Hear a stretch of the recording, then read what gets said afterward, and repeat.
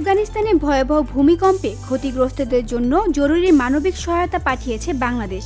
শুক্রবার সকাল 8:30টায় বাংলাদেশ বিমান বাহিনীর একটি বিমান ত্রাণ সামগ্রী নিয়ে আফগানিস্তানের উদ্দেশ্যে যাত্রা করে। পররাষ্ট্র মন্ত্রণালয় জানিয়েছে, ত্রাণ সামগ্রীর মধ্যে রয়েছে শুকনো খাবার, শিশু খাদ্য, কম্বল, শীতবস্ত্র, তাঁবু, খাবার পানি এবং ঔষধ।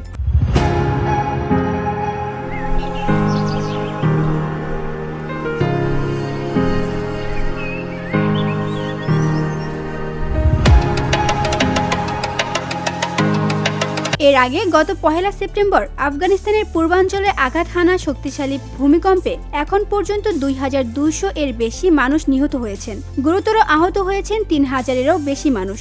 ধসে গেছে 8000-এরও বেশি ঘরবাড়ি। এই ভয়াবহ ঘটনায় খাদ্য, পানি, আশ্রয় এবং চিকিৎসার তীব্র সংকট তৈরি হয়েছে।